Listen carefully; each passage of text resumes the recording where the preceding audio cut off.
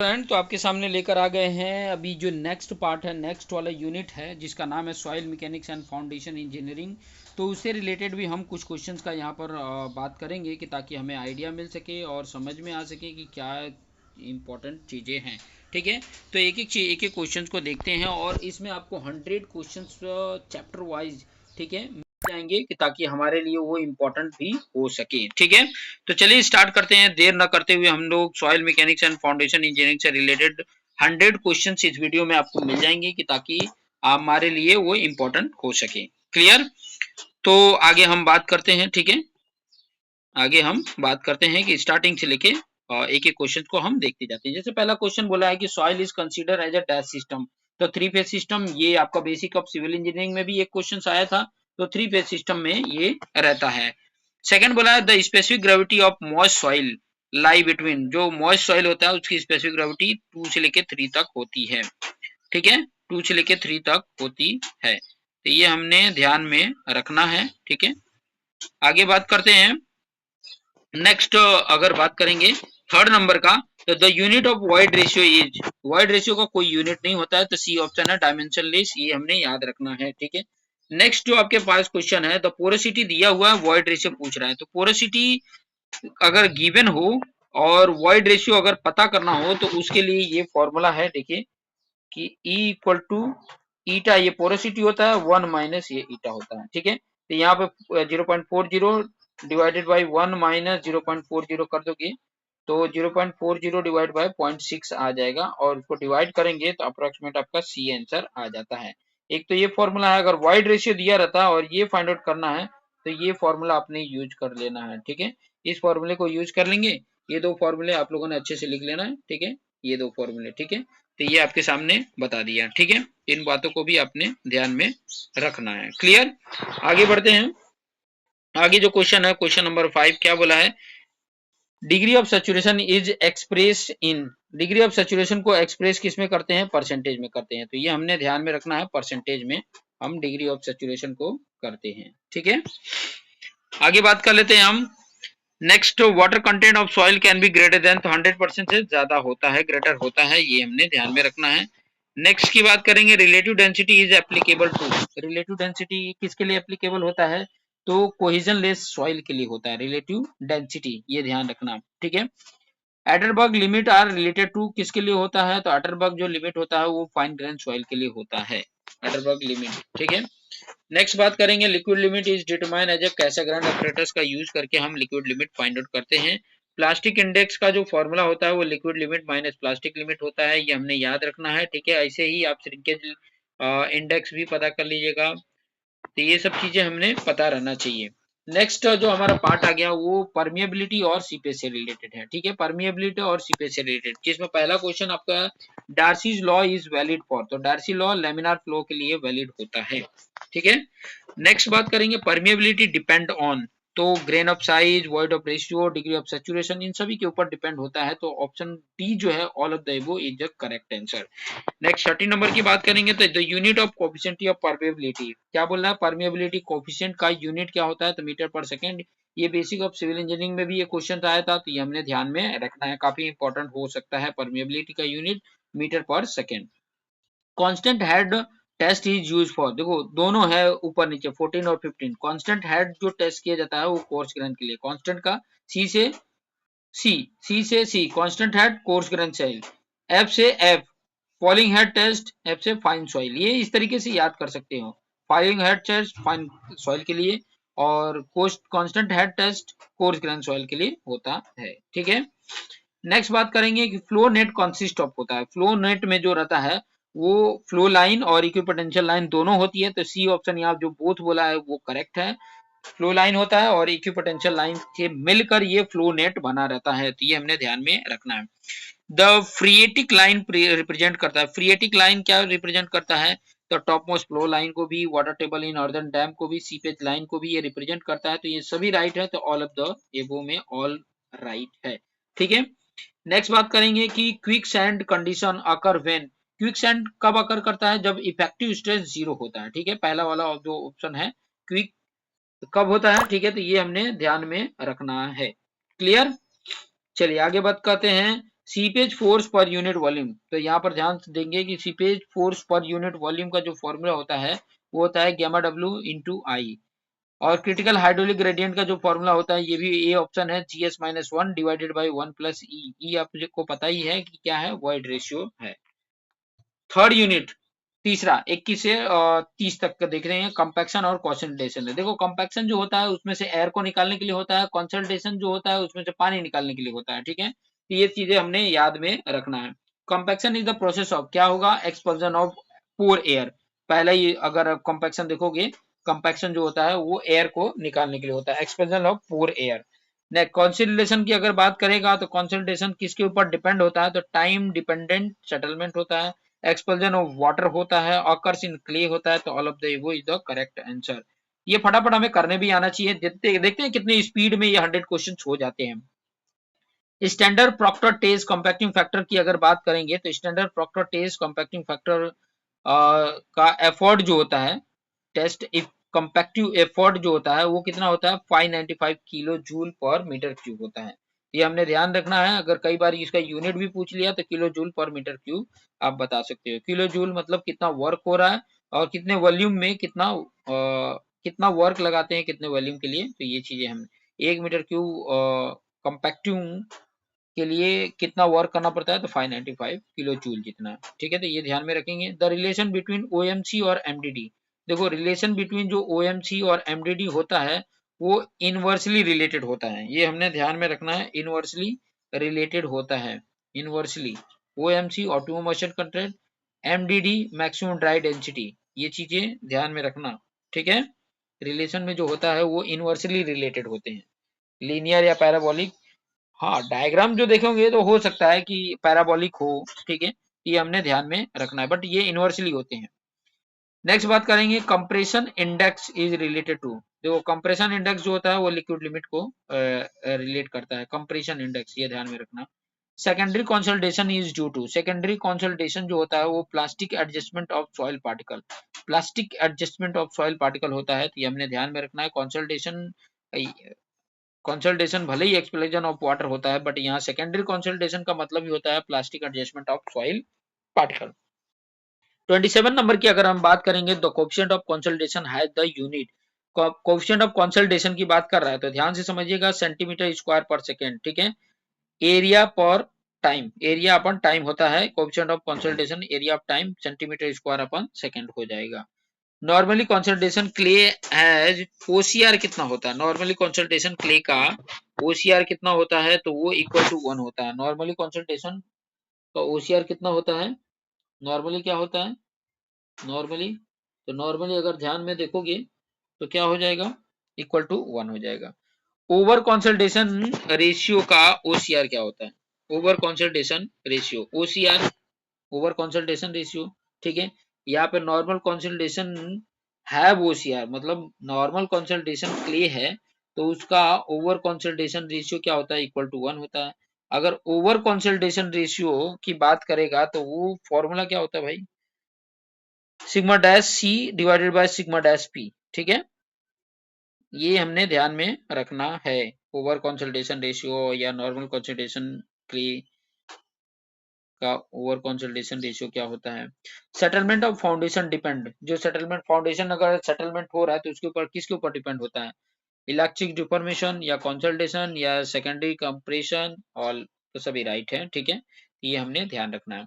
Next जो unit है वो शियर स्ट्रेंथ से रिलेटेड है, तो शियर स्ट्रेंथ ऑफ सॉइल से रिलेटेड भी हम क्वेश्चन देख लेते हैं, ठीक है। Shear strength is given by, shear strength जो होता है वो कहाँ से मिलता है, मोहर कोलम्स थियरी से, ठीक है, मोहर कुलम थियरी, ठीक है।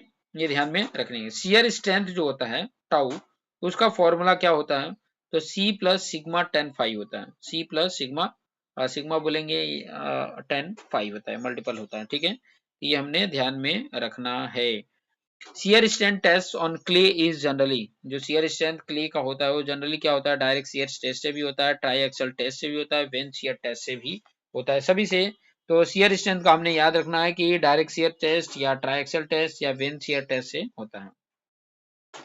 नेक्स्ट क्वेश्चन की बात करेंगे, the unconfined compression test is use for the unconfined. ध्यान देना, अनकन्फाइंड कंप्रेशन टेस्ट जो होता है वो क्ले का होता है, ठीक है, ये ध्यान में रखना है।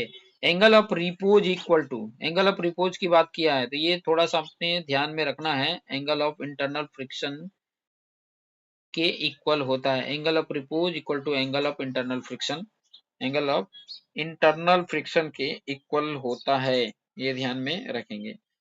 For pure cohesive soil, pure cohesive soil है मतलब फाई इक्वल टू 0 होगा, ठीक है। द शियर स्ट्रेंथ इज क्या होगा, तो आपने अभी फॉर्मूला देखा था अभी कि अगर मान लीजिए कि यहाँ पे फाई इक्वल टू 0 हो गया तो टेन फाई की वैल्यू क्या हो जाती है, 0 हो जाएगी, तो पूरा वैल्यू ही 0 हो गया, तो बच गया क्या, C plus sigma tan phi था तो C plus sigma tan phi 0 हो गया, तो बच गया क्या, सी। तो यहाँ पे प्योर कोहेजिव सॉइल के लिए जो होता है वो क्या होता है, सी होता है। ये हमने ध्यान में रखना है, कोहेजिव सॉइल के लिए सी आ जाएगा, ठीक है। अगर प्योरली नॉन कोहेजिव होता है तो सिग्मा टेन फाई आ जाता है। चलिए नेक्स्ट बात करते हैं, the vane shear test is suitable for, जो वेन शियर टेस्ट होता है वो किसके लिए सुटेबल होता है, तो सॉफ्ट क्ले के लिए होता है, सॉफ्ट क्ले के लिए होता है। इफेक्टिव स्ट्रेस की अगर बात करेंगे तो इफेक्टिव स्ट्रेस जो होता है वो total stress minus neutral stress होता है, total stress minus neutral stress होता है।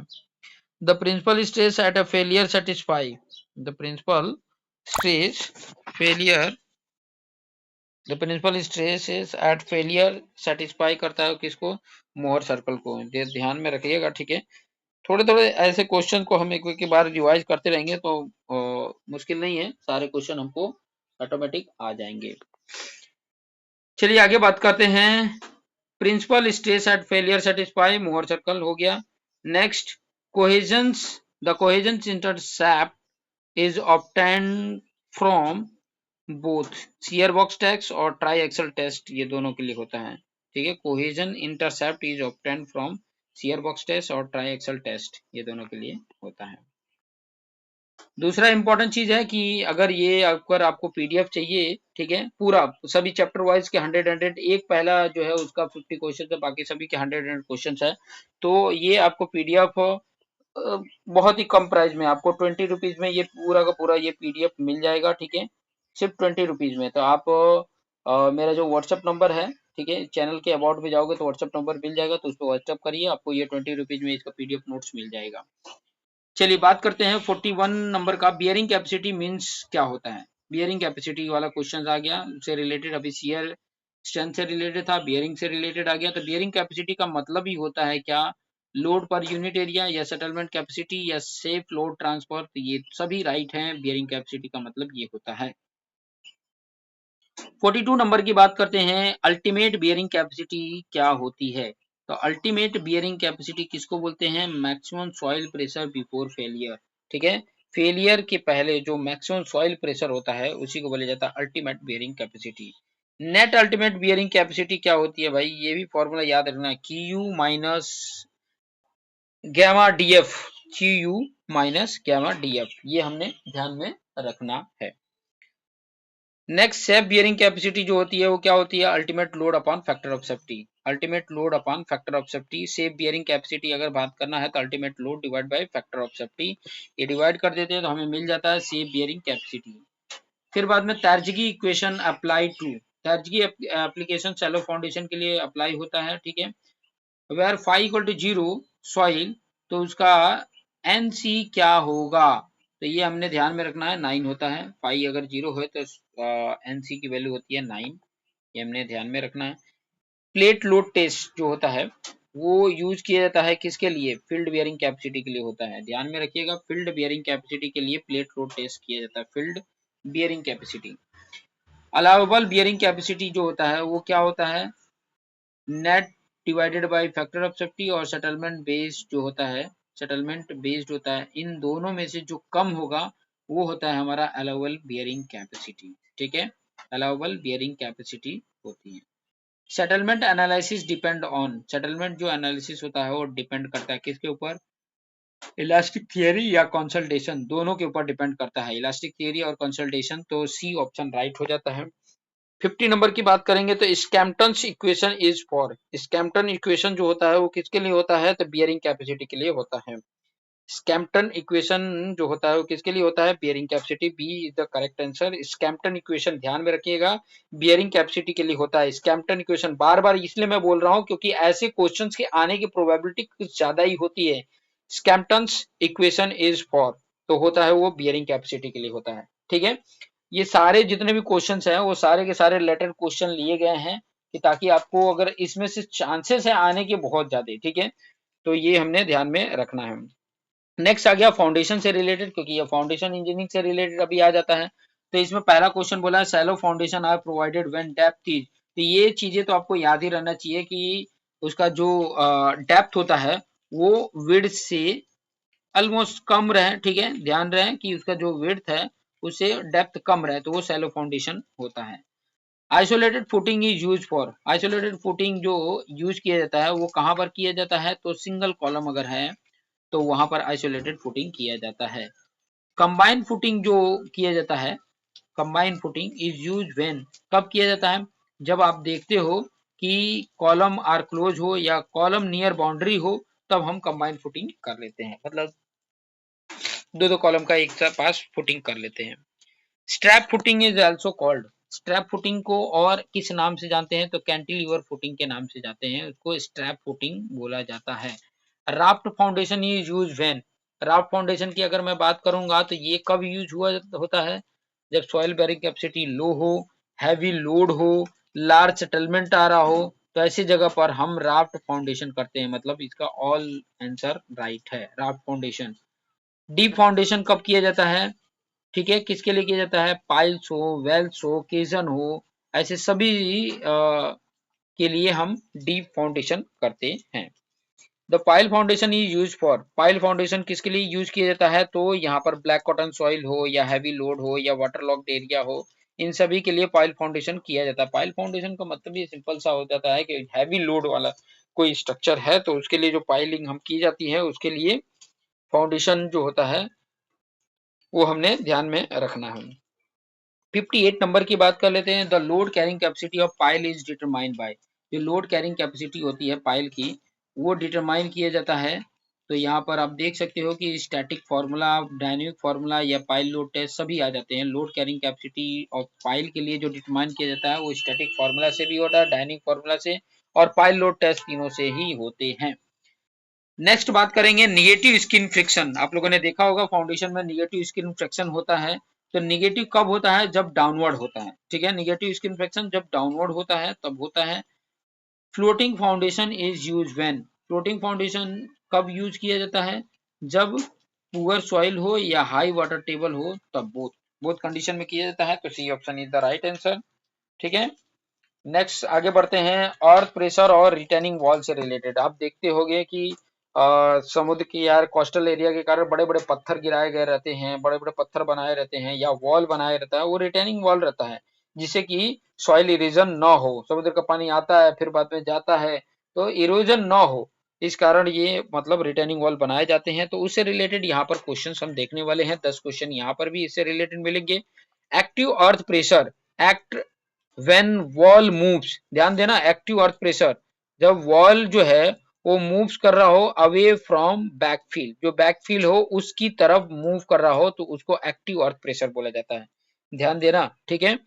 When wall moves away from backfill मतलब जो बैकफील है उसे दूर की तरफ मूव करता हो, उसके दूर की तरफ मूव करता हो, उससे दूर की तरफ, तो एक्टिव अर्थ प्रेशर होता है। Passive earth pressure act when wall moves, wall moves करता है किधर करता है, टूवर्ड्स करता है, ठीक है, उसी की तरफ करता है तो पैसिव अर्थ प्रेशर हो जाता है। अर्थ pressure is rest is when, कब रेस्ट होगा, अर्थ प्रेशर जो होगा वो एट रेस्ट होगा व्हेन नो मूवमेंट, कोई मूवमेंट ना हो रहा हो तब, ठीक है, कोई मूवमेंट ना हो रहा था। Rankine theory assume soil, Rankine theory कौन सी सॉइल के लिए एज्यूम किया जाता है, तो चाहे होमोजीनियस हो, चाहे एसोट्रॉपिक हो, चाहे सेमी इनफाइनाइट हो, सभी के लिए किया जाता है, तो ये हमने ध्यान में रखना है। 65 नंबर का क्वेश्चन की अगर बात करेंगे तो कुलम्स थियरी कंसीडर किया जाता है, तो वॉल फ्रिक्शन, सरचार्ज, स्लोपिंग बैकफील सभी के लिए किया जाता है। तो कूलम्ब्स थ्योरी के लिए भी हमने ध्यान में रखना है। The point of application of active earth pressure is at, point of application की बात करेंगे एक्टिव अर्थ प्रेशर के लिए, तो यहाँ पर कौन कौन आ जाते हैं, जैसे कि ए वाला है H3 फ्रॉम बेस, ठीक है, मतलब H divide by 3 from the base, base से हाइट का थर्ड पार्ट, ठीक है, ये हमने ध्यान में रखना है कि point of application of active earth pressure जो किया जाता है इस तरीके से किया जाता है। इसका point of application of active earth pressure का होता है, ठीक है, कि कहाँ पर एक्टिव अर्थ प्रेशर लगता है, तो कहाँ लगता है, बेस से H/3 हाइट पर लगता है, ये ध्यान रखना, बेस से मतलब नीचे से, बेस से H/3 हाइट मतलब टोटल हाइट का डिवाइड बाय 3 कर दो तो उस हाइट पर ये एक्टिव अर्थ प्रेशर का पॉइंट ऑफ एप्लीकेशन होता है। Retaining wall mainly falls due to, retaining wall mainly fails होता है, फॉल नहीं होता है, किस कारण से होता है, तो ओवरटर्निंग से या स्लाइडिंग से या बियरिंग फेलियर से, तो सभी से होता है, इन सभी रीजनों से रिटेनिंग वॉल को फेल होने का कारण होता है। Factor of safety against sliding, factor of safety against sliding की बात करेंगे तो 1.5 होता है, यह ध्यान रखना, 1.5 फैक्टर ऑफ सेफ्टी होते हैं अगेंस्ट स्लाइडिंग के केस में।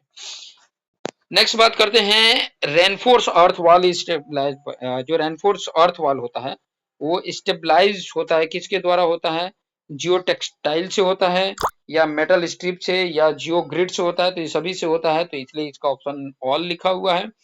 Tie back are use in, tie back जो यूज किया जाता है वो किससे किया जाता है, ये भी सभी से होता है, सीट पाइल से होता है, रिटर्निंग वॉल से होता है या बल्क हेड से होता है, इन सभी से होता है, तो टाई बैक इन सभी का करेक्ट आंसर है, ये हमने ध्यान में रखना है, ठीक है।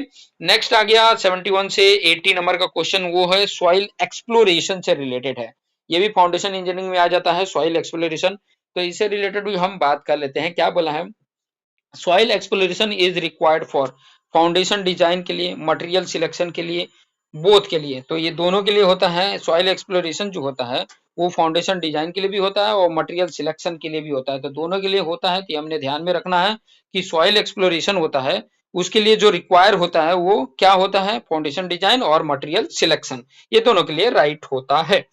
The most common boring method, ध्यान देना, the most common boring method जो है वो है वॉश बोरिंग, ठीक है, कई सारे बोरिंग है जैसे कि ऑगर बोरिंग देख लिया, वॉश बोरिंग देख लिया, प्रिकॉशन ड्रिलिंग देख लिया, रोटरी ड्रिलिंग देख लिया, लेकिन जो मोस्ट कॉमन बोरिंग होता है वो वॉश बोरिंग होता है, तो ये हमने ध्यान में रखना है।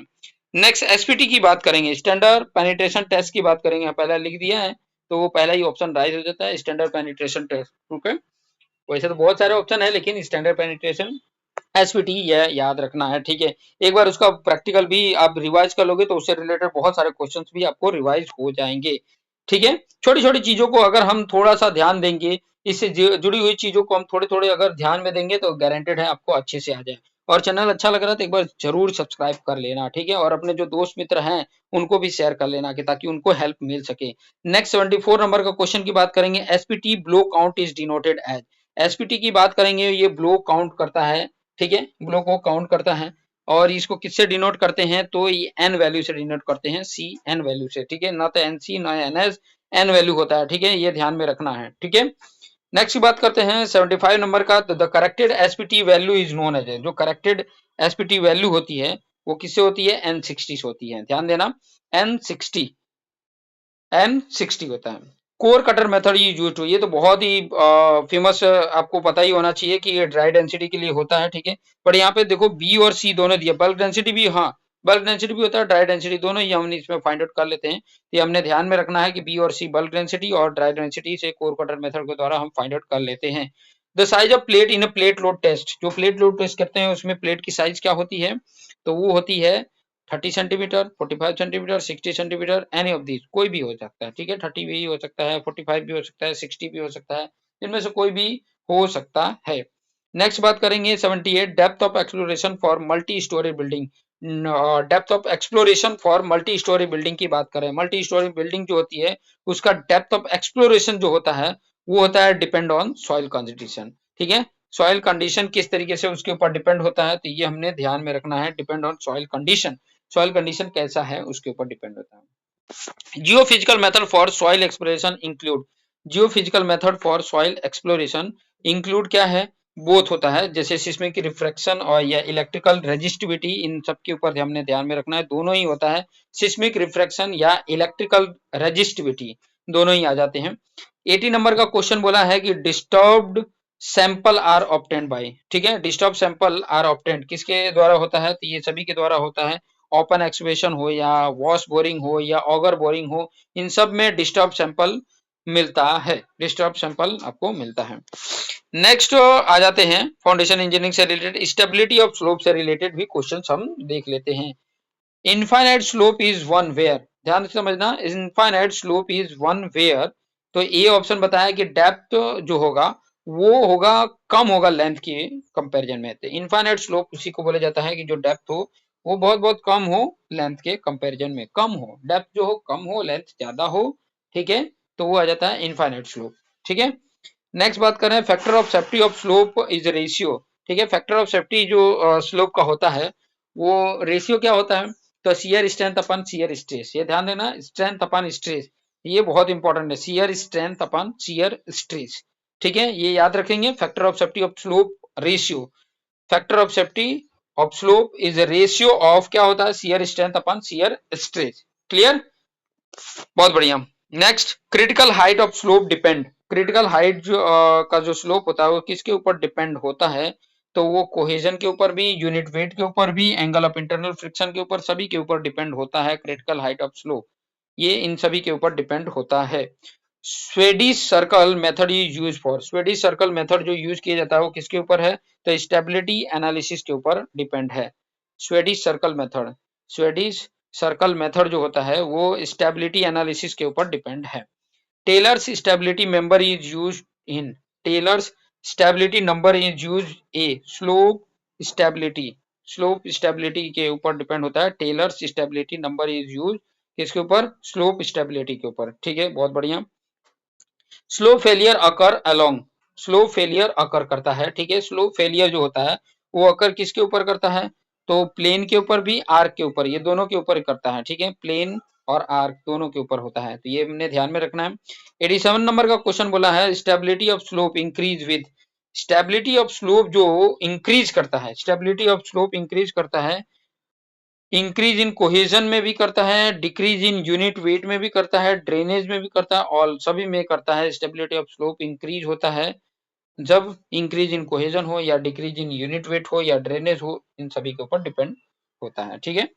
क्रिटिकल हाइट जो एचसी होता है, क्रिटिकल हाइट बोला जाता है, उसका फॉर्मूला होता है 4c divide by gamma plus tan five, gamma plus tan five, 4c divide by gamma plus tan five, ये हमने याद रखना है कि ये क्रिटिकल हाइट होता है, ठीक है, ये क्रिटिकल हाइट होता है। Infinite slope analysis is use for, infinite slope analysis जो होता है वो यूज फॉर किया जाता है एम्बैंकमेंट के लिए, नेचुरल हिल के लिए या डैम के लिए, सभी के लिए ये यूज होता है। और 90 नंबर बोला, poor water pressure reduce, poor water pressure जो होता है, पुअर वाटर प्रेशर जो रिड्यूस होता है वो किसके ऊपर होता है, शियर स्ट्रेंथ और इफेक्टिव स्ट्रेस दोनों की वजह से ये रिड्यूस होता है, इफेक्टिव स्ट्रेस की वजह से भी पुअर वाटर प्रेशर रिड्यूस होता है और शियर स्ट्रेंथ की वजह से भी पुअर वाटर प्रेशर रिड्यूस होता है। मिसलेनियस के भी कुछ 10 क्वेश्चन देख लेते हैं कि ताकि क्वेश्चन कुछ भी बन सकते हैं, ये को 2 से 3 बार रिवाइज करेंगे तभी वो दिमाग में बैठेगा, वैसे नहीं बैठने वाला है, ठीक है। चलिए 91 नंबर की बात करते हैं, सॉइल आर्चिंग अकर इन, सॉइल आर्किंग की अगर बात करेंगे तो यहाँ पर ऑल ऑप्शन, यहाँ पर रिटेनिंग वॉल हुआ, चाहे इम्बैंकमेंट हुआ, चाहे बीम्स एंड सीलोज हुआ, ये सभी आ जाते हैं, तो D option is the correct answer. Black cotton soil की अगर मैं बात करूंगा तो ब्लैक कॉटन सॉइल जो होता है वो शो क्या करता है, हाई श्रिंकेज एंड स्वेलिंग को शो करता है, black cotton soil high shrinkage और स्वेलिंग होता है। क्ले याद कर सकते हो, ब्लैक कॉटन सॉइल में क्ले आता है, तो ये हमने थोड़ा सा ध्यान में रखना है, clear. Expensive soil content, expensive soil जो होता है वो क्या कंटेंट करता है, तो ये मोंटबेरेलोमाइट है, एक्सपेंसिव सॉइल है, ध्यान रखना कि एक्सपेंसिव सॉइल है, मोंटबेरेलोनाइट, ये कई बार पूछ भी लेता है, ठीक है, ये भी एक प्रकार का क्ले ही है, तो ध्यान में रखना।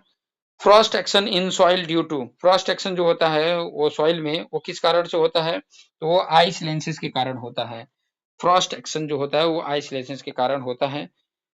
Collapsible soil is found in, collapsible जो साउंड होता है वो एरिड रीजन में पाया जाता है, कोलैप्सिबल सॉइल जो होता है वो एरिड रीजन, ठीक है, वहां पर ये पाया जाता है। सीवियर टेस्ट जो होता है, ये हमने बहुत इंपॉर्टेंट है कि सीबीआर टेस्ट यूज किया जाता है, वो कहाँ पे किया जाता है, हाईवे सब ग्रेड पे किया जाता है, हाईवे सब ग्रेड पे सीबीआर टेस्ट किया जाता है। ठीक है, नेक्स्ट है the unit of CBR value is, जो यूनिट होता है सीबीआर की वो क्या होता है, तो वो होता है परसेंटेज में होता है। The unit of CBR value is percentage. Cohesive soil is किसके लिए होता है, कोहेजी सॉइल कौन सा होता है, तो क्ले होता है। ठीक है, ये हमने ध्यान में रखना है, क्ले होता है। और 99 की बात करेंगे तो कोहेजन लेस सॉइल किसको बोलते हैं, कोहेजन लेस सॉइल जो है वो है हमारा सैंड। कोहेजन लेस सॉइल क्या है, सैंड है, तो ये ध्यान में रखना है। The father of soil mechanics, father of soil mechanics किसको बोला जाता है, तो तर्जगी को बोला जाता है फादर ऑफ सॉइल मैकेनिक्स, तो ये हमने ध्यान में रखना है। नेक्स्ट हमारा जो वीडियो होगा वो इसके ऊपर होगा, design and construction building including RCC rod foundation और पॉइंट फाउंडेशन के ऊपर हमारा ये वीडियो बनेगा नेक्स्ट वाला। तो नेक्स्ट वाला क्वेश्चन भी 100 क्वेश्चन आपको मिलेंगे, तो यहाँ पर ये 100 क्वेश्चन सॉइल मैकेनिक्स और फाउंडेशन इंजीनियरिंग से रिलेटेड था, तो आप लोगों ने इसके ऊपर हमने ध्यान में रखना है और ऐसे क्वेश्चंस आपके सामने लेकर आते रहेंगे कि ताकि आपका जो एग्जाम से रिलेटेड है वो अच्छी तरीके से प्रिपेयर हो सके। तो धन्यवाद।